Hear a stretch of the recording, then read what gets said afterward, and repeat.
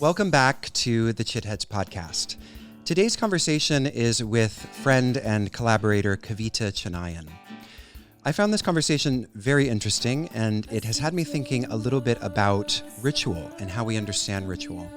Ritual has long been dismissed in certain philosophical and contemplative traditions as something like spectacle, as a mere spectacle, an ornamental byproduct of belief rather than a mode of knowing itself. In the modern West, which has been shaped by post-Enlightenment rationalism, we often separate the conceptual from the aesthetic, privileging discursive forms of argument over modes of embodied knowledge, over contemplative forms of knowledge. But this distinction, I think, is a false one. And nowhere is this more evident than in the traditions that take ritual not as an afterthought to philosophy, but as philosophy in action. In my own research, I've been thinking a lot about reasoning not simply as an abstract, disembodied process, but as something that unfolds as a result of aesthetic cultivation. Through forms of practice that shape perception, attune our sensitivity, and transform the practitioner's relationship to the real, to reality. In this sense, then, ritual is not simply a symbolic act, it is a technology of bhavana, a means of generating and inhabiting a particular world. Tantric traditions, for example, especially those centered on the Shri Chakra, which is also known as the Sri Yantra, offer a compelling case study, I think, for this. The Sri Chakra Puja, for instance, is not merely an externalized homage to some divinity, but a process of reorganizing and resituating consciousness itself. Each gesture, each mantra, each carefully placed offering participates in a kind of epistemic choreography, one that doesn't just represent knowledge, but in fact creates it, bringing knowledge that has yet to be experienced into being. We could describe this process as the practitioner moving through layers of reality, stripping away the conditioned dualities and contractions that structure ordinary perception, and inhabiting, however momentarily, a state of aesthetic non-duality. So what if we took ritual seriously then as a mode of reasoning? Not as something that's opposed to thought, but as a different kind of thinking, one that operates through form, rhythm, and repetition. What if, instead of treating ritual as an object of philosophical reflection, we allowed it to be the ground of philosophy itself? These are the questions that I think challenge us to expand our understanding of what it means to know. Few traditions embody this integration of ritual, philosophy, and aesthetic experience as richly as Sri Vidya, where the Sri Chakra serves as both a map of reality and a practice for realizing it. In this episode's conversation with Kavita, she brings a rare depth of insight and experience into the living tradition of Sri Vidya, one that is both profoundly technical and also deeply experiential. With her, we explore the mechanics of Sri Chakra Puja, the role of initiation, and the transformative effects of sustained ritual practice. But more than this, Kavita also helps us to consider what it means to engage with these practices in a way that is alive for us, where ritual is not merely performed, but ultimately lived, and where philosophy is not just studied, but enacted. It's therefore a conversation about the power of ritual, not as an obligation or a relic of the past, but as a way of knowing, a mode of reasoning, being, and becoming. Before we get into today's interview, I just wanted to mention our year-long process of study and practice happening over in Embodied Philosophy's Sadhana School. This past week, the first week of March 2025, Kavita actually joined Sadhana School as a guest, offering a beautiful exploration of prana through the lens of some teachings from the Netra Tantra and the Vijnana Bhairava Tantra. We are just about to wrap up our winter term on the Tantric breath, exploring prana and pranayama, but enrollment to Sadhana School is ongoing, and upon enrollment, you'll receive all of the on-demand sessions from this year, as well as access to our upcoming Sadhana School term that starts in April. The next term, we're focusing on rasa theory and how this theory helps us to understand the technology of contemplative practice and also the role of imagination and visualization in meditative sadhana. Kavita has also agreed to be a guest teacher in that term as well, as will Stanishwar Tamalsana and some other surprise guests. During our 8-week terms in Sadhana School, which happen 3 times a year, we meet live every Tuesday morning, US time, and we also meet for a 7-day virtual retreat in the summer. All sessions are recorded, and so if you can't make it live, that's totally okay. Many of the students who are enrolled catch up on the sessions by watching the recordings. So it is never too late to join us. You can join us for the full year, or you can enroll in one of the individual 8-week sadhanas or the upcoming retreat, although I should say we haven't started promoting the retreat as yet. To learn more, go to embodiedphilosophy.com, click on the Learn tab at the top, and you'll see Sadhana School listed in the drop-down menu. If you click on that, you'll find all the information about our curriculum for this year. So with that, let's dive right into our Chitheads interview with Kavitha Chinnaiyan. I hope you enjoy the episode. All right. Well, hi, Kavita. Thank you so much for joining me. It's a real pleasure to chat with you. Thank you. Thank you for having me, Jacob. It's absolutely wonderful to talk with you as well. I know it. I feel so close to you always, even though we don't often get a chance to speak with each other. And I think it's been quite a few years since we actually had a conversation. I mean, even casually as friends, but also, an interview for Chitheads. What was it? I think it was right around the time that we were going into the pandemic. Isn't that right? Yes, it's been a few years, and yeah, I can't recall the last time uh, we were talking and what even it was about. Yeah. Probably something very luminous and enlightening. Let's Yeah, just let the absolutely. listeners think that. Well, Kavita, it's like I said, it's so nice to see you again. So nice to have a conversation with you. We've been trying to make a date for this interview for some time. We were saying before we turned on the recorder that the original plan was to discuss this book, which I still do have here. I'm that prepared that I have your book in front of me.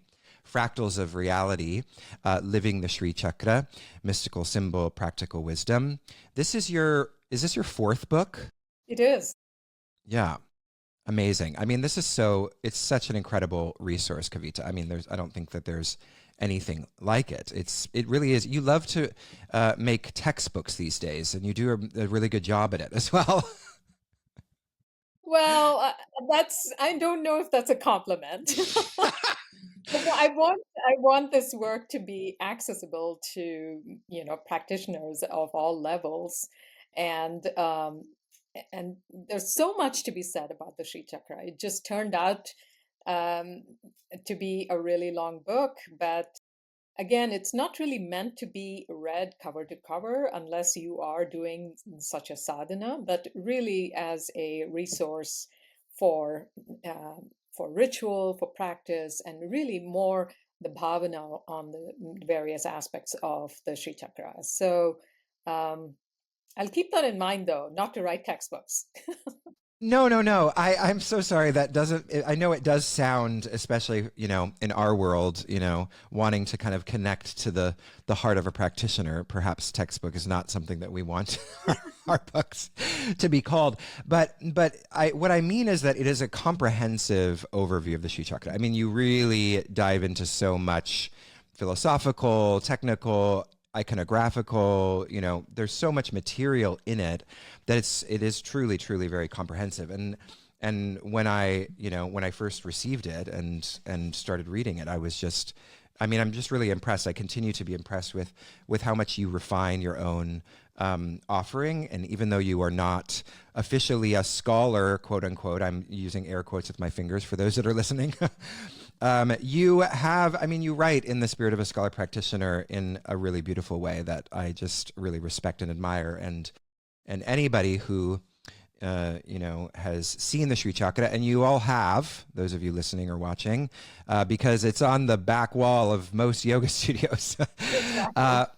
But most students don't know really the rich history and philosophy behind it. So, yeah, I mean, let's talk about it. What is the Sri Chakra all about, and how does it differ from, how many people will have encountered it in the modern yoga world? Yeah, so just to give a context, the Sri Chakra is also commonly known as the Sri Yantra, and most people may know it by that name rather than the Sri Chakra. And so it's basically a geometric pattern or a conglomeration of geometric patterns.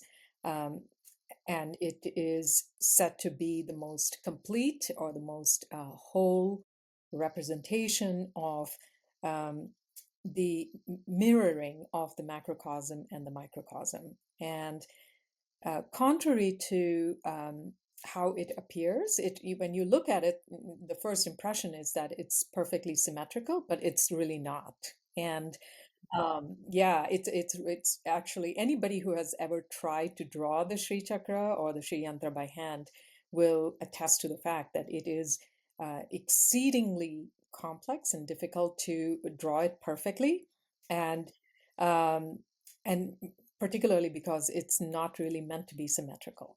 And um, so it has a very rich history right from the Vedic times, and its incorporation into the tradition of Sri Vidya. So Sri Vidya, the non-dual Shakta tradition of Sri Vidya, it is really centered around the Sri Chakra or the Sri Yantra. And so, what is the Sri Yantra, and what's up with a yantra in general, right? So the yantra is a very central aspect of the broad scope of Tantra. And so if you look at Tantra in general, it is the coming together of mantra and yantra and the understanding, a lived experiential understanding of the form of the yantra and the sound or the expression or the vibration of the mantra in your body, in your experience, is really Tantra. And so here you can say the Sri Chakra, the Sri Yantra, number one, it is um, you can say the geometric representation of the goddess Lalita Mahatripura Sundari. It is the geometric representation of all of creation, so this macrocosm, the cosmos, and it is the geometric representation of the microcosm, so this body mind. So it's like a hologram where every aspect is perfectly represented, in the on the inside as well as the outside. And that's why the book is called Fractals of Reality, because it really is like a fractal. And um, when you there are innumerable ways to understand the Sri Chakra, the Sri Yantra. It's mathematically very precise, and again, because um, of this precision, you have to have a very um, precise way of drawing the Sri Chakra down to the angles and so on, because what it is it's a collection of the main part of the Sri Yantra is made up of 9 triangles. And that's why it's not symmetric. It's not 10, it's not 8, it's 9. And so there are 4 upward facing triangles that are interlocking with 5 downward facing triangles. So when they all come together, they create 43 triangles, smaller triangles. Some people would say 44, but the 44th is really the centermost aspect, and that's not really counted as a triangle. And around this arrangement of the triangles, you see 2 layers of petals, an 8-petaled circular structure, and then surrounding that is a 16-petaled circular structure. And then around all of this is a square with 4 gates. So if you look at the earliest representations of the Sri Yantra, it only had the triangular part. They own just the part with the triangles. And even now, in some traditions of Sri Vidya, the worship of the Sri Yantra consists of just worshiping the parts with the triangles. So none, the other parts, outer layers are not included. So when you look at the Sri Chakra, if you're looking at a 2D diagram, it all appears to be on one surface. But then if you look at it in a 3D form, all of this, the square and the layers of the square, there are 3 layers of the square, and then the 16-petaled lotus, the 8-petaled lotus, each is stacked upon one another. So there are 9 such stacks, and those stacks are known as avarnas. Avarna means covering or a veil. So the centermost part of the Sri Yantra, which I said is not part of the triangle, that is known as the Bindu. The Bindu is where the goddess, the great goddess, resides along with her consort Kameshwara. So that is representing the ultimate reality. And those of who those who are familiar with the tradition of Tantra would understand that to be the 37th tattva. So the tattva beyond all tattvas, that it resides in the Bindu. But then that is not our experience, right? Your experience, my experience of myself or of the universe is not that I am the supreme goddess, right? My experience is that of this limited body mind and all of these um, dualistic pairs that I see in the world. And why is that? That is because this bindu is covered up in 9 different ways. So all of these avarnas, or the coverings of the Sri Chakra, are representing the different ways in which I don't see myself as a goddess and I don't see the world as a goddess. So the entire tradition of this Sri Vidya is it revolves around understanding, the avarnas and how we can overcome them in the psychological, emotional, mental, psychic limitations that we have that prevent us from knowing ourselves to be that divine reality. So, and all of these different aspects, every triangle, every small triangle, every petal is ruled over by an aspect of the goddess herself, and they're all known as yoginis. So there are all these yoginis that are ruling different parts of the Sri Chakra. For instance, in the square, in the second line of the square, second layer of the square, are the Ashtamatrikas. So these 8 goddesses, very, very important, in the Tantric tradition, because they rule over the 8 different groupings of the Sanskrit alphabet, but then they are also the primary, you can say, the primary 8 from whom all the other aspects of the universe come out. And so the 8 it's a very sacred number. And so these Ashtamatrikas here in the Bhupara of the Sri Chakra, they represent the 8 ways in which we are bound. Lust, greed, rage, the concept of virtue and the concept of sin, all of these things that bind us, right? So you can see how it's psychological, but it's also mystical and transcendental at the same time. So every yogini will have a shadow aspect and a light aspect. So the shadow aspect binds, the light aspects, of the yoginis, they liberate. So that's the, in short, what the Sri Yantra is. So the ritual worship of it, the use of the mantras, and the use of the geometrical forms themselves, everything has a very specific meaning. And when we practice a mantra, the yantra, the ritual, they create these neurohormonal pathways, create new pathways in the brain and in the body, and expand our consciousness beyond the limitations of what we think we are. So it's a very long-winded answer to a short That was question. great. That was a beautiful summary. We'll just have to excerpt that alone just to give people a download of an introduction to the Sri Yantra. That was beautiful. Thank So you.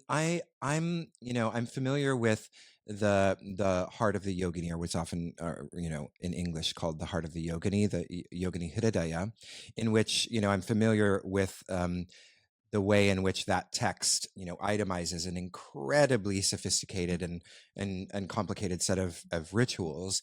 And so I'm curious if that, in terms of the practice that many would approach the Sri Yantra with today, if it's similar to that, or in your experience, is there a kind of simplified, more accessible version that people are initiated into around the Sri Yantra? Can you talk a little bit about like the practices of Sri Yantra today? Absolutely. So the first thing I want to say is that anything to do with the Sri Yantra is an initiatory practice. And um, here you do need to be initiated at least into this mantra known as the Panchadashi mantra, which is really the sonic form of the goddess. And without the Panchadashi mantra, you're not even allowed to do the ritual in every Sri Vidya lineage. Um, so once you have the mantra, then you can learn how to do the ritual. And the ritual, the Sri Chakra Puja or the Sri Yantra Puja, is very specific to lineages. So it is really passed on within the lineage. There are, of course, ritual textbooks such as the Parashurama Kalpa Sutra, the Yogini Hridaya, many different textbooks that pertain to different schools or the different streams of Sri Vidya, like the Hadi Vidya. Yogini Hridaya is a text of Hadi Vidya, where the Panchadashi mantra begins with Ha, and Parashurama Kalpa Sutra is a text of Kadi Vidya, where the mantra begins with Ka. So there will be differences in the way the ritual is approached.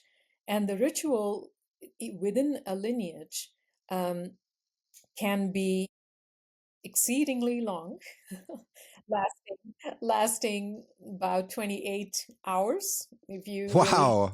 yes, you can do this ritual worship of the Sri Chakra if you include all the different aspects of it. And my guru has written um, the definitive text, I would say, on the worship of the Sri Chakra. And if you did that cover to cover, that would take you 28 hours or more, depending on your speed of reading Sanskrit. And but then it can also be abbreviated. And the shortest worship, I would say, would at least take you 2 to 3 hours.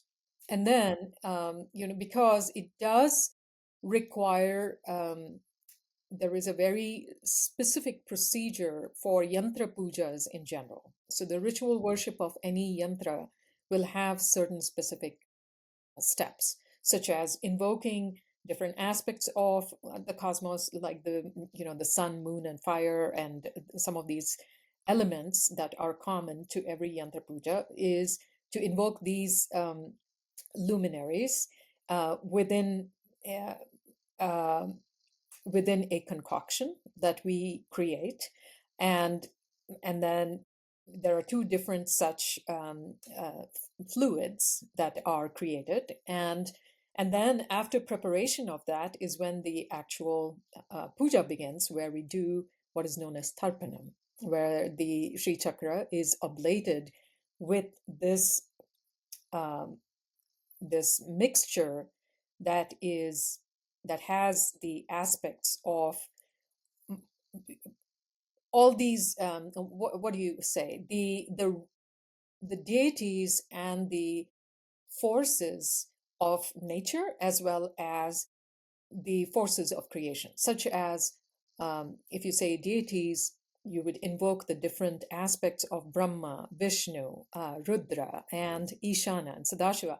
All of them will be invoked into the liquid, and then that liquid is used to ablate the yantra. So it has to be learned from the teacher, and it's an initiatory practice, as I said. So you must already have a very strong mantra practice in order to be able to perform this ritual, and they kind of inform each other. Now there is a short way of doing this um, to honor the Sri Chakra, which is the chanting of what is known as the Khadgamala Stotra. And that is included in the book, actually. The entire book is um, structured like the Khadgamala Stotra. So that the Khadgamala Stotra is basically recitation of the names of all the yoginis, beginning with the Bhupura and ending at the Bindu. So through those 9 avarnas. And the daily chanting of the Khadgamala Stotra is considered to be equivalent to doing the Sri Chakra puja or the ritual. So yeah, so that's an abbreviated. And that's public access, basically. That's open source. It is, but even though it is public access, everything in Sri Vidya is really should be initiated. Yes, it should be initiated because, especially these things that have to do with the Panchadashi mantra and some of the mantras in Sri Vidya, like the Bala Vidya and so on, they are said to not even give results unless imparted by the Guru in an initiatory process because of various energetic components around the Vidya or the mantra. So you can get the mantra off of the internet, but it won't really have the same. It won't be alive. Yeah. It won't be alive. Yeah. That's so. Yeah. So a couple of questions. One is, when people hear this and they hear that this practice, even if they were to want to get initiated into the Sri Chakra practice, if it's 2 to 3 hours, is this something that is a practice that one does kind of once a week on rare occasions? And sort of, I guess the question that's connected to this is there a daily practice associated with the Sri Vidya outside of the Sri Chakra, such that Sri Chakra happens on, I don't know, Sunday or Saturday or whatever day one does these more extended ritual practices? So I'm just kind of curious about that. If the Sri Chakra is sort of like this long process, what is the process of worshiping Tripura Sundari, who obviously, as we've already said, or you've already said, is the she the Sri Yantra is a manifestation of her, an expression of her. So how does one be in that sadhana of daily sadhana with Tripura Sundari? Yeah, so that's such an amazing question because the Sri Chakra Puja, if you look at the the Parashurama Kalpasutra, which is one of the central texts of Sri Vidya, it will tell you what are the best days to do the Sri Chakra Puja. First of all, while many other rituals and pujas have specific timings, what my guru has told me, which I follow, is that the Sri Chakra Puja requires no rules. You can do it any time of the day or night.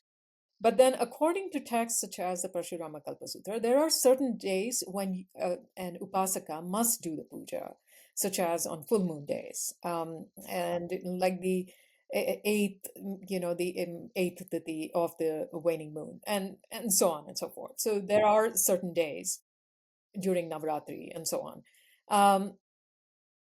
But that, the prescription of how often to do the Sri Chakra Puja is given by the Guru, right? To an upasaka based on what they feel would really be beneficial for someone. And, this brings up the question of ritual in the first place, which is, why is it even necessary, right? Why can't I just meditate? Wouldn't that be better? And meditation and japa, the practice of the mantra, these are the ways to worship Lalita Devi on a daily basis. And then there is also the Nitya Puja, which is the daily puja with, 5 to 16 offerings, which is shorter and something that I definitely recommend to all my students. Everybody must have a puja practice, which would not take you more than 10 minutes, but it's a way of connecting. And ritual is very interesting because I was never into ritual. I've always been more of a contemplative and more into bhavana and meditation. And when I was initiated into Sri Vidya, my guru told me, you must do the Sri Chakra Puja regularly. And it was actually a little bit of disappointment for me because I'm like, oh, well, I'm a busy person. Now, where am I going to find the time to do this puja? And, he just made a passing comment and left it. But I took it very seriously that he had given me this prescription. And so I started doing the puja every week. So over the weekends, every weekend, I would do this Sri Chakra puja. And I did that for a year.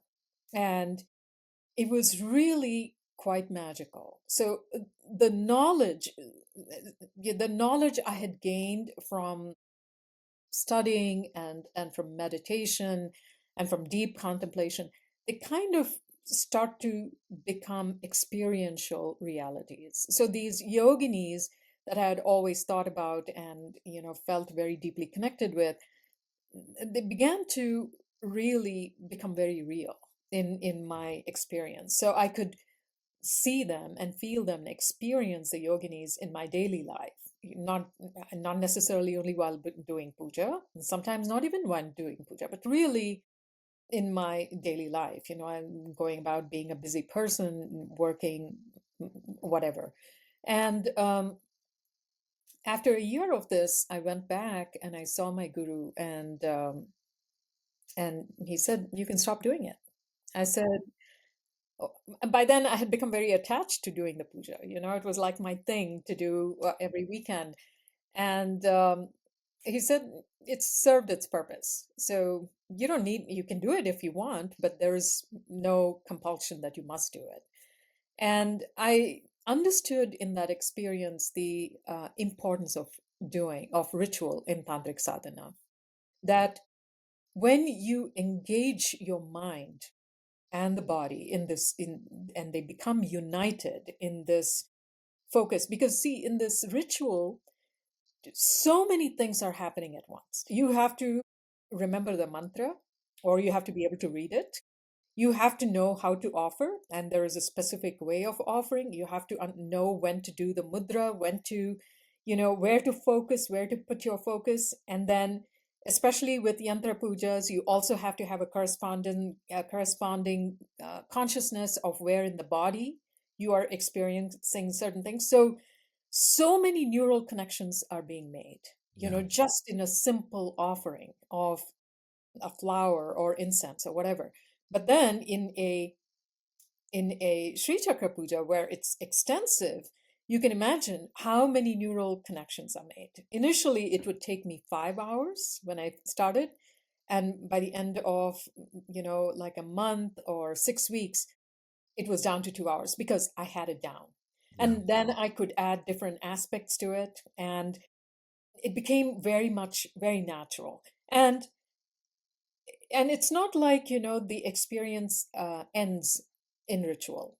The way you do the ritual, and now because your neural connections have increased exponentially, how you do life also changes. Mm.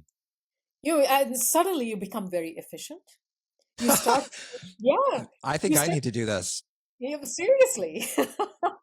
You become so efficient and you become very adept at connecting dots, to be able to see the big picture. So for me, as a cardiologist and somebody in medicine, and also somebody who's involved in writing guidelines and things like that, and to be able to have a 30,000-foot view of how something like an advance in technology somewhere is going to impact something in another part of the world or in another part of society is something I don't think I felt ever capable of doing that before. And this puja and the cultivation of this expansion of the different neural networks, the different chemical reactions that happen as a result of the ritual, and of course, accompanied by the meditations and so on, it really does connect dots. So you stop seeing the world in silos. Everything feels very much like the Sri Chakra. Everything is connected, if Mm. that makes sense.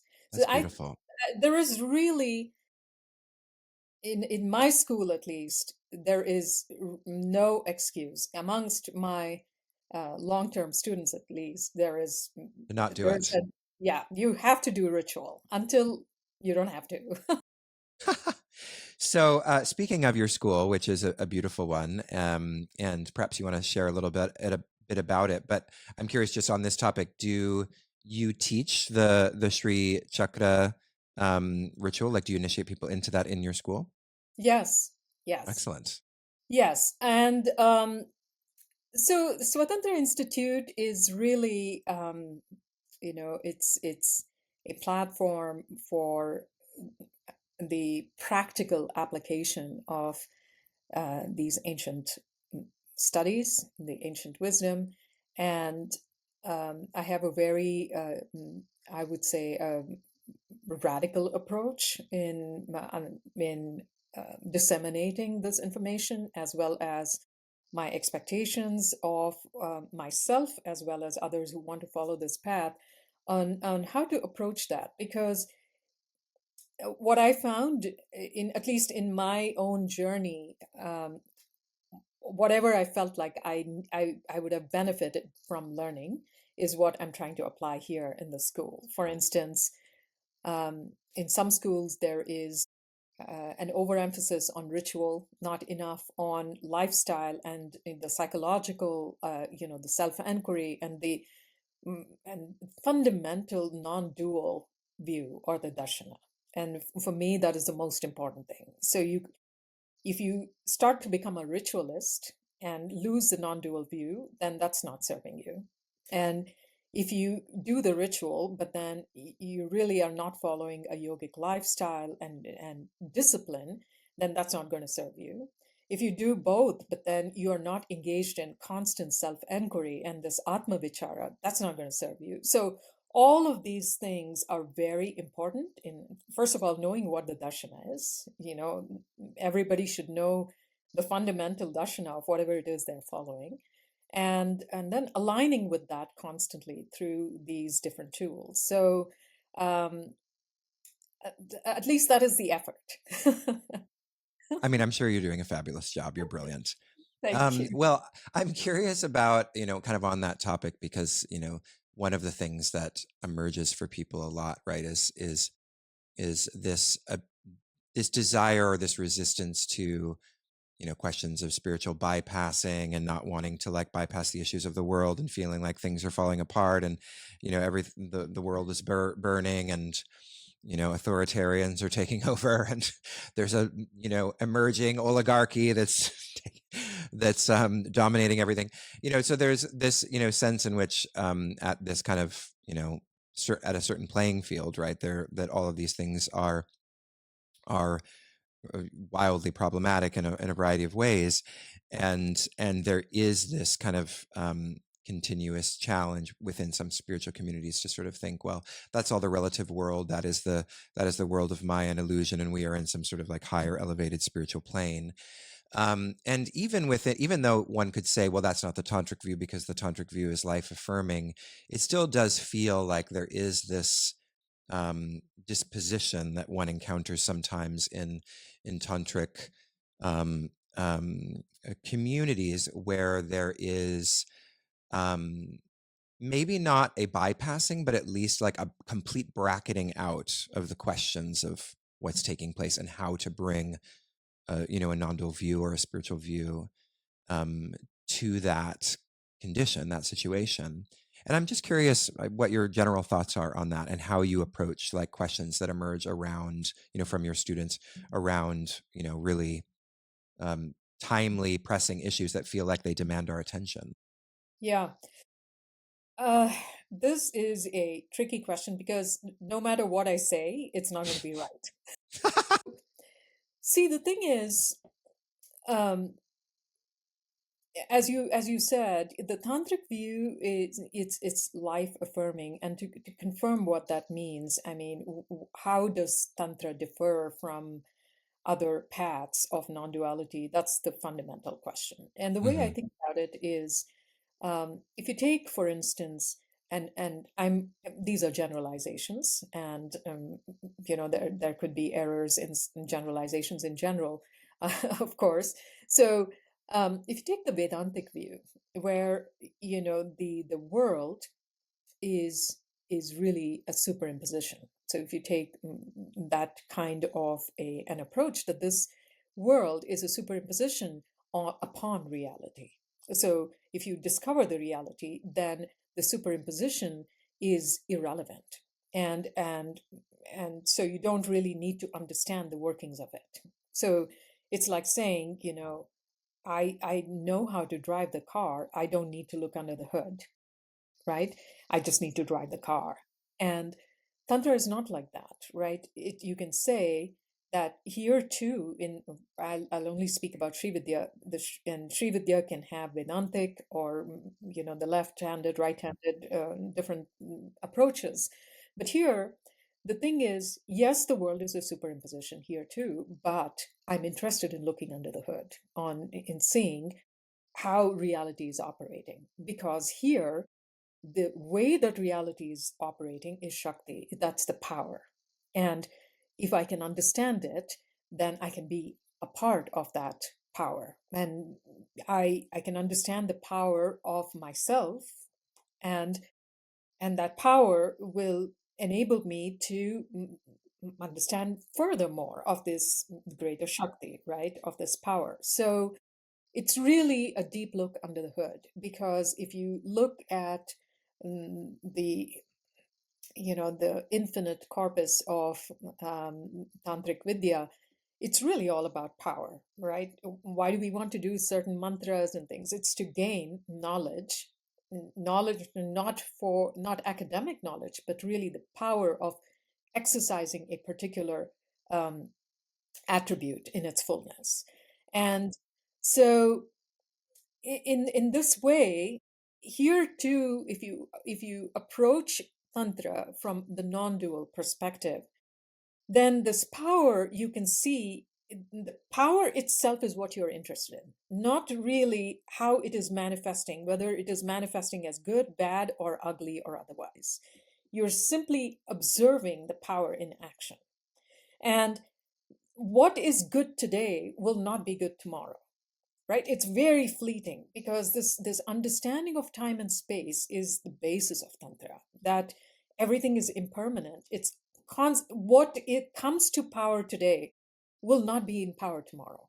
And what was there 20 years ago it's irrelevant today, right? So nothing is permanent, but what is there here, the underlying thing of all is the power to create, right? Is the power to create whatever is being created. And Mm-hmm. so that is that life affirming principle, that ability to create.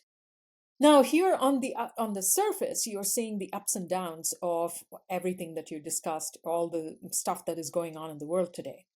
And so if there is one thing that I really strive to do in my school at Swatantra Institute is really really nix the spiritual bypassing in the bud, because I have really no tolerance for that. This, oh, everything is fine and good. Is that really your experience? Or are you simply repressing and suppressing stuff because you don't want to go there? Because if you want to go under the hood, you have to have the courage to go under the hood within yourself, right? And so why does something bother me so much? It bothers me because there's something being activated in me, which is it is an avarna, right? It's a covering of my own innate power. And so see, these Shakta traditions are really all about power. So when I am helpless and powerless, that's when I get angry and frustrated and become paralyzed and unable to act or do anything. So the question here always has to be a turn back upon yourself to see, like, yes, all this is happening, but why does it bother me so much? Right? And then if you go deep enough and sincerely enough, you'll find that actually it's not so altruistic. We really, whenever something bad is happening to someone, human nature is to become fearful that such a thing might happen to me. or a relief that it's not happening to me, that is happening somewhere else, but it could come here, right? So really working through those layers, the awareness of our own, self-deception is really important in any path, but particularly the tantric path, and particularly some of the paths such as the left-handed tantra and so on, because there's so much scope for falling into delusion by thinking, well, the world is suffering, but well, there has never been a time since creation that there was no suffering, by the way, right? Because in the Sri Chakra, one of the aspects with this coming together of these 9 triangles are the dualities. There is dharma and adharma. They are inherently built into creation. So there never was a time without conflict. There never will be a time without conflict, because that is the very basis of creation. So my approach that I strive for is I want to be the change. So the only way I can be the change is to work on myself, right? And my greatest activism is to reform myself, because without reforming myself, nothing is going to be reformed outside of me, you see. So um, and that may not be a satisfactory answer, but as a practitioner of this tradition, that's what I really strive for. And in that reforming of myself, suddenly I start to see that the actions that come out of me, mm, like even without my conscious wanting to, it turns out to be the best thing for everybody. And isn't that what we want? Yeah. Right. So yeah, it has to be an inside out process, I think. I think so too. Yeah, I think you're spot on there. I think you're spot on there. Yeah, I mean it's interesting, right? Because there is this kind of contemporary tendency. I mean, it seems to be waning. I think there's some wisdom emerging, perhaps in our current moment, in amidst all the chaos of this kind of desire to kind of externalize the critique to the structures and it's like, yes, the structure, we don't want to say that it's all, I think this is right, the spiritual cliche, right? It's all an expression of us, and therefore we are manifesting, and therefore if we are projecting the external world, then we just need to kind of manifest something different, right? That's one of these simple-minded sort of reductive ideas. And it's like, no, we can acknowledge the reality of these structures, but also understand that simultaneously we're not going to be effective and skillful in the face of this situation if we haven't actually clarified our awareness, or cultivated a subtler disposition within Yeah. which to ground ourselves, right? Yes. So it's and so that to me is, yeah, exactly how I approach it as well, this kind of starting within, but that starting within does not in any way indicate that you stay within, right? You're not Right. you're not Exactly. you're not escaping the world. Actually, you're making yourself more skillful in the face of it. Yeah, and here's the thing though. You can become an activist and still be escaping the world, Mm, how so? because it's a mm, it's a response to something that you are experiencing within, and you are going out there and you're doing that. And if that's not accompanied by really this deep inquiry within yourself on what is motivating you to do this, because a lot of times when we want to change something, um, it- it's like it's the hope of changing something within ourselves, like an experience, a traumatic experience that cannot possibly be changed, right? It's like um, a, a reaction to something. If I had a bad experience and then I become an activist and say, well, this should not happen to someone, on some level, that doesn't really heal me. It doesn't heal me if it doesn't happen to somebody else, if I haven't processed my own stuff. But then it's, the egoic um, conditioning is so strong in not wanting to go into that repressed stuff. And so you keep doing things externally to protect this vulnerable thing, that you never want to go there and meet it head on, right? It can become like a defense mechanism. If this thing, an outside action, is accompanied by and going inward and meeting yourself and becoming vulnerable to that hurt and that pain and the trauma, then great. But if this is just going on, then it's not going to heal you, right? So it can become a defense mechanism, way in which to bypass. Yeah. Okay, I want to rewind a little bit and ask you a question about the Ha and Ka versions of the Sri Vidya mantra, partly because sort of as a way of discussing a larger question, or getting your response to a larger question of different versions of mantras and what that means. Because right, people, there is sort of, I think, maybe some understanding that some people have that, like, well, if there's two versions, which one is the correct one, right? And you had said, well, it depends on this tradition or that tradition. So what is the status of the difference of a particular, I mean, if a mantra is just different, then one could say, well, Namah Shivaya just has a different quality than this Shakta mantra, and that's why they're different. But in the case of this particular mantra, I mean, it's, they're very similar but different, and they are connected to the same goddess. So what's the term for that? Not function, but what's the reason for that difference? And then is there any kind of qualitative difference at the level of the difference of the mantra? Yeah, yeah.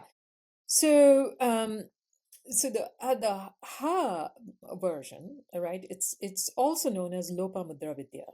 So it was the preceptor or the seer or the sage of that version of that mantra, you can say, is Sage Agastya's wife, this incredible yogini known as Lopamudra.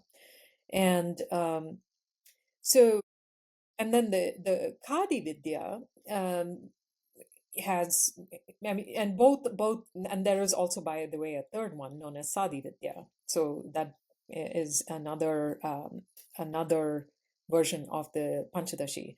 And the Kadi Vidya has many preceptors, including Kamadeva or Manmatha, and several other luminaries. So, what is the qualitative difference? Now, it's subtle. The vibratory quality of the mantras is, as I think you would agree, that the mantras are very unique because of their vibratory qualities and their, you can say, the frequencies and the subtle changes they bring about in your brain waves and in your being because of those vibratory qualities. The uh, both of these mantras, now the Sadi Vidya is much rarer, so I won't even talk about it, but even amongst these two, Kadi Vidya is more common. So the Hadi Vidya is kind of quite restricted to certain lineages. And the way of doing the Sri Chakra Puja, or the way in which the ritual is approached, is similar but not the same. But even in our Kadi Vidya Puja, there is a certain place in that Sri Chakra Puja where if you've had a higher initiation beyond Panchadashi Mantra, then you are allowed to do a particular step in the puja that involves the Hadi Vidya. And so the Hadi Vidya is known as the one that gives liberation. Okay, so it is known as the mantra of liberation. So not that the Kadi Vidya does not give you liberation, by the way, just to clarify that it also does that. But in other words, what we are saying is, again, there's no good way to say this because it can be misunderstood. Is this the Kadi Vidya will give you, it's not really restricted to moksha alone. So it will give you bhoga and moksha. So it's for like this overall, the looking under the hood. example, right? The bhoga and the moksha. Not that the Hadi Vidya will not give you that, but it is specifically for moksha. Now, in the Kadi Vidya also, both of these Vidyas, there are higher levels of initiation, such as Shodashi, Mahashodashi. Mahashodashi in general is cannot be used for anything other than moksha. That is the general thing, is that by the time people come to Mahashodashi or they get this initiation, they're no longer interested or should not be in anything else. So, it is a liberation specific mantra. So that is that subtle vibratory quality. And beyond that, you can say it's lineage specific. And within the lineage, within a given lineage, you may have Hadi Vidya or Kadi Vidya. And then again, at a certain level of initiation and beyond, there are some Vidyas that include both the mantras in different combinations. So, yeah, so all that is there. So I wanted to ask you a little bit about. Sorry, I'm looking at my notes here. How I want to phrase this question. It's just kind of about yantras in general, and for those who are kind of curious about practicing with yantras, what you recommend the approach being. I mean, maybe you'll just answer that you recommend, signing up for Swatantra Institute and getting initiated into Sri Chakra mantra. But That I would guess be one option. yeah, or maybe the question is kind of like yeah, maybe perhaps this is a better question about what you have observed in students who are encountering these yantras, perhaps through you, or you've been interacting with students and seeing kind of the misunderstandings about yantras and like what they mean and what their role is. What are kind of some of those misunderstandings, and yeah, and how would you kind of respond to those, or pick one or two, whichever you like? Yeah, yeah. See, here's what I'll say about misunderstandings in general.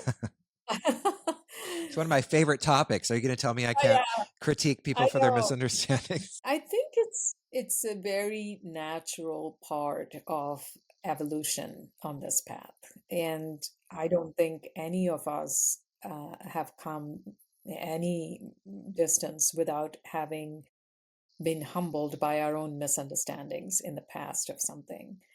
And I used to have very rigid views about that it's not like this, it's like this. But um, I no longer have those rigid rules. It is that and it is this. It really depends on your level of understanding and depth and awareness, which is constantly refining for all of us.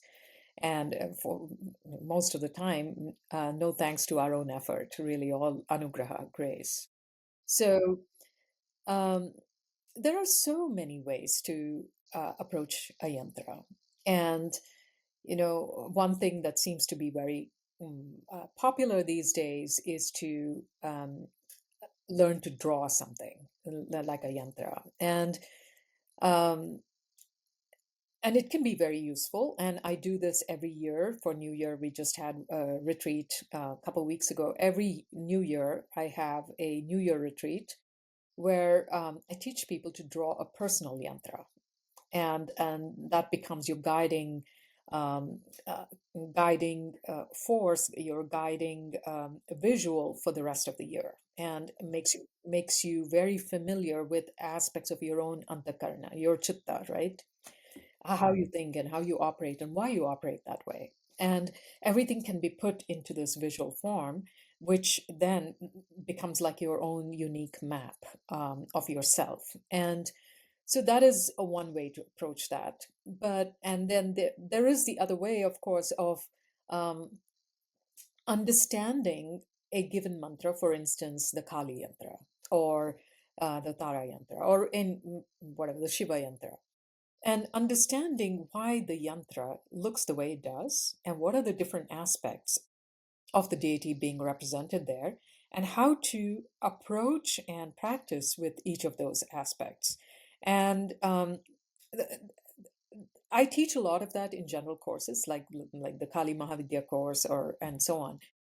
But that it's still not an initiatory practice. So you can do that without initiation. But to be actually doing a ritual that involves the yantra, you have to be initiated in that mantra. Without a proper initiation into a mantra, that yantra does not have vitality. It's the mantra that gives vitality to that. Just as my body is our bodies are the yantras that are fueled by the mantra of the breath, soham. So the soham is the mantra that is, the that is fueling the operation of this yantra, the body mind. Similarly, that yantra, the Kali yantra or the Shri Yantra or whatever, it's going to not open its secrets up until you are initiated in the mantra and you are connecting through that. And then then you become that yantra. So, um, again, there's no wrong way. It's just, it becomes more and more refined as you commit to a path and then you go deeper in it. Yeah, I have a question about initiatory mantras, just because this is a question that comes up a lot from people, and it's about how does anyone really how do people know? Because I think, like, if you just sort of say something like, well, the initiatory mantras are not available online, actually a lot of them are, sadly. I mean, right, Yeah, people can go and yeah. in a book and find them. And so, for people that are, like, you were describing a practice that perhaps some people might, who don't know, think of as an initiatory practice using some sort of yantra, especially after we were talking about initiatory practice associated with the Sri Yantra. So how does a practitioner who is not really very educated on these things discern between things that are, like, okay to do, and things that are, that should have an initiatory framework to support them? Well, I think in general, tantric practices are initiatory. So there are very few things in tantra, that are not initiatory. And if you read any tantric textbook, it always begins with the importance of the guru.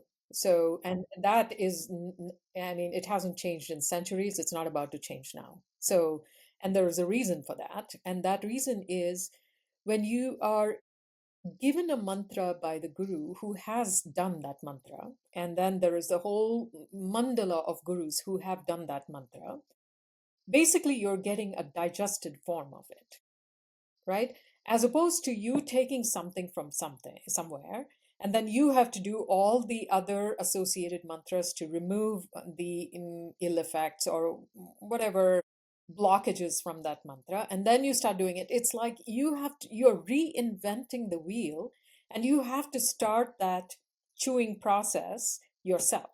Whereas when you get it from the guru, mm, they've done all the hard work, right? And not just them, but like a whole lineage has done that mantra, and it is mostly digested, right? All I have to do is take it and practice it the way it's given to me. Of course, I'll still have to overcome my karmic blockages and so on, but the mantra itself comes to me like alive and infused with their energy, right? Otherwise, I have to do all the hard work, and I'm lazy. Me too. I really don't think you're lazy, Kavita. You have written 4 books. You're a cardiologist, and you have children and a husband. You are Yes. far from lazy. I mean, if you're lazy, then I don't even know what I am. But I'm very. see, that's the thing about people are really. I understand the hesitation and the issues of committing to a lineage or to a guru or whatever, but I mean that's a whole different topic. But this is the reasoning for the initiatory practices. And how do you discern? You can't. You can't. You got to get a teacher to help you. Yeah, I Yeah. mean, you can't. I mean, the only way, either, you just do it and then you just have to face the consequences of it. Or, Shakti's wrath. I mean, well, not really. I mean, everything that we face is really our own stuff, right? Um, And a lot of times I tell my students when they ask me, what should I do? I'm like, I don't know. Do it, you'll know. Right? Make a choice and then be ready to be willing to accept the consequences of that. That's it. Mm, And that's a good and direction. It's very yeah, like, it's like slightly tough love, direct, but also correct. yeah, yeah. I mean, this is what I tell my kids, right? It's like, oh, should I do this or should I do this? Do something. Yeah. Ultimately, it doesn't matter what you do. Just do something, and it will show you the path. I think Rumi is the one who said something like, "The path, as you walk the path reveals itself." Right? So you can't sit there paralyzed thinking, should I do this or do I have the discernment? No, you don't. Right? Discernment comes with experience and with refinement. So, yeah. That's great. That's a great answer. I have a final question for you, and then I'll let you go. And it's the most provocative one. So if you end up not liking it, we can always cut it out of the final conversation. But as you were talking about, you know, feeling quite rigid about this is the way to do things, and that's the way to do things, and how you've sort of softened and felt more, um, you know, kind of relax around these things somewhat as you've progressed in your own sadhana and study of these things. Um, it kind of brought up this question for me, which has sort of been a question that has come up through my interaction with some students actually at Embodied Philosophy around essentially the question that emerges is sort of like, how do you feel about some of the sort of politically charged responses that feel quite justified by some from people who are South Asian or originally from India, family from India, about the way in which essentially, Western yogis have taken on the practices and teachings of yoga and turned it into something that, you know, reflects certain Western values, let's say modern postural yoga, for example. And and there is obviously a very vocal minority of people who feel like they want to um, uh, focus on kind of dismantling these things. Then there are other kind of more maybe pragmatic approaches where people are focused on questions of decolonization, and it even extends even so much to I think a critique of much modern scholarship. Yeah. Yes. The first thing I'll say is it doesn't come up. Okay. So, no. And primarily because um, I don't engage in those circles. But having said that, I can share a little bit about how I feel as a South Asian, as an Indian, um, and as a woman in this broad field of and being in the West, and how this all plays out in the way I see it. And take, for instance, non-dual Shaiva Tantra. I mean, forget postural yoga. That's a whole different topic because um, postural yoga has, various issues embedded systematically and systemically within it, broadly, um, which I can see why it would enrage some people. And um, so, as an example, many years ago, I had a colleague who told me, "I love yoga except for the spirituality part of it," and I started to laugh. I was like, "You mean you like gymnastics, right?" So, so, um, so there is this. I think part of the issue with that is trying to separate out. This culture of yoga from its um, roots of where it originated, why it originated, and what's the purpose of it. And somehow that has been lost um, to a large extent in the world of postural yoga. And especially with the cropping up of all this weekend yoga teacher trainings where anyone can go in there and become a teacher and start to teach. And like, what do you even learn in that? And then, just to give you an example, I've been teaching the Bhagavad Gita now. This is the fourth year. We started in 2020, and we just finished the themes of Bhakti Yoga and just started Karma Yoga. So 4 years, right? And then you're going to learn Bhagavad Gita in the yoga teacher training in 200 RYT or whatever that means. How is that even possible? and and how do you understand uh, the place of postural yoga within the broad context of yoga? And you can say, well, I've read Patanjali's Yoga Sutras, and it's all part of Ashtanga, and it's the third limb or whatever. But do you understand how the Yoga Sutras even came to be? Like, what is the broad context of Ashtanga? Do you understand that, right? So there is an overemphasis on this body part of it, which really takes away from the original scope of it, which was to get away from body identification. The purpose of postural yoga or asanas was really to move from this identification towards something more expansive. But what it has done is the exact opposite. Now, with everybody posting their postures on Instagram, it's like extreme body identification, right? So, and that happens when you take something out of its culture, out of its roots, and then you present it in isolation without a context. Um, and that could be the same thing, whether we are talking about, for instance, it's not just in postural yoga, right? If you take mindfulness, right?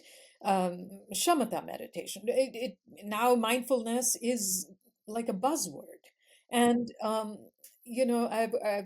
I saw an interview or read something about John Kabat-Zinn, who said, he kind of was taken aback by how much this has become removed from its original source of the place of mindfulness within the broader context of the Buddhist teachings. It's the same thing here, right? When you take it out of its context, that becomes an issue. Now, that is, having said that, when you look at a tradition like non-dual tantra, and take an example of non-dual Shaiva tantra, because it's the thing now, it's the in thing, and and if you see, and I can understand both sides of this, and I'll share my perspective from both sides.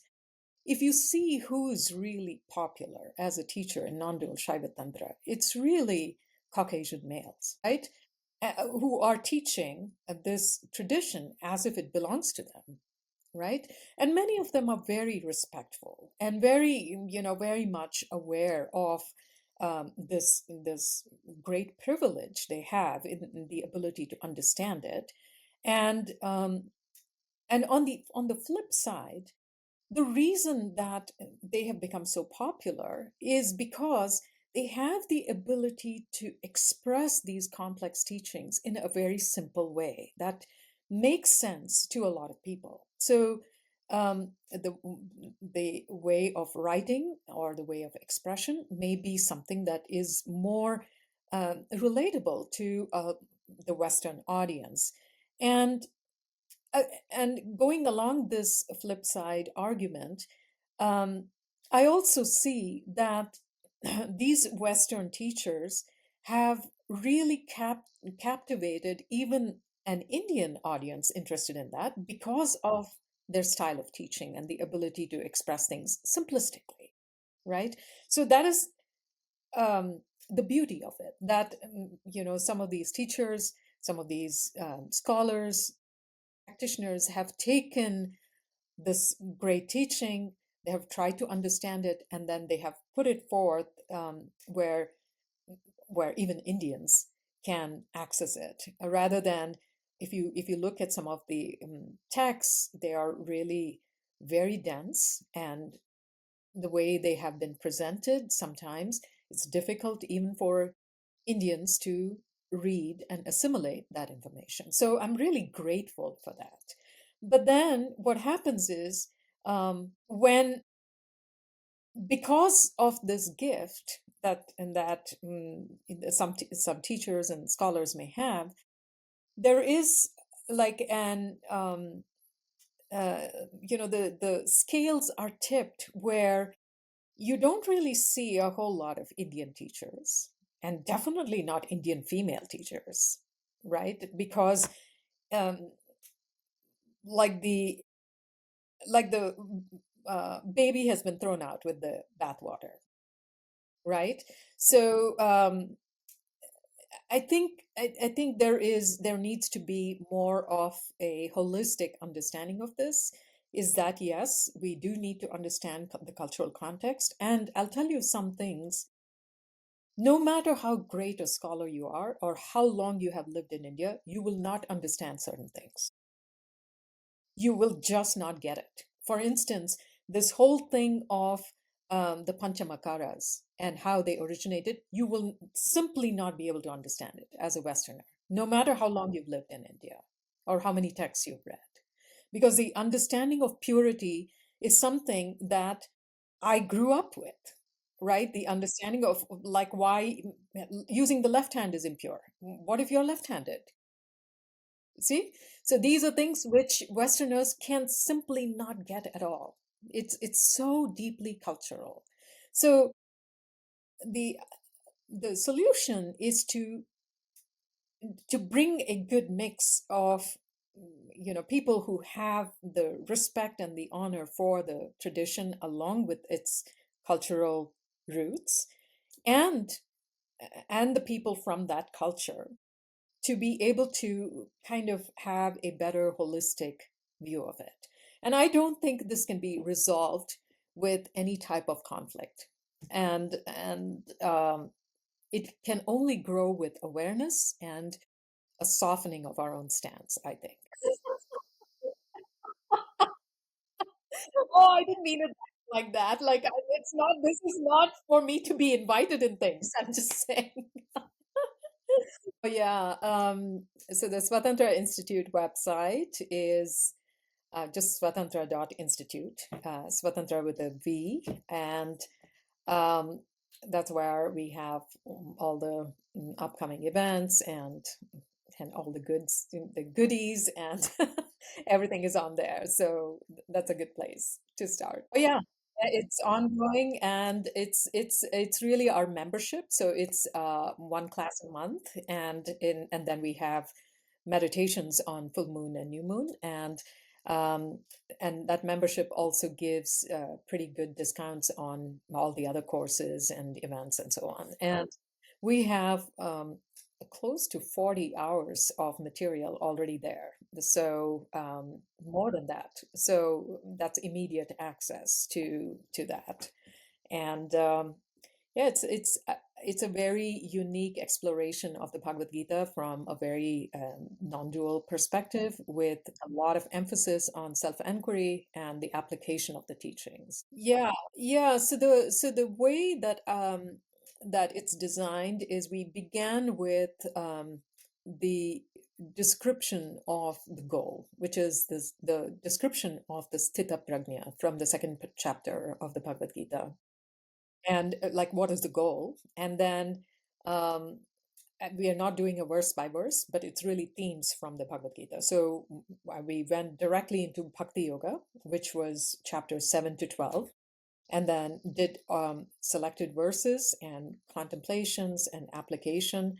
And then now we just started Karma Yoga. So, and then we keep referring back to the Bhakti Yoga in order to be able to apply the Karma Yoga. So, and then we'll move on to other Jnana Yoga and stuff. So it's really very different. Yeah, yeah, and it is very tantric and non-dual.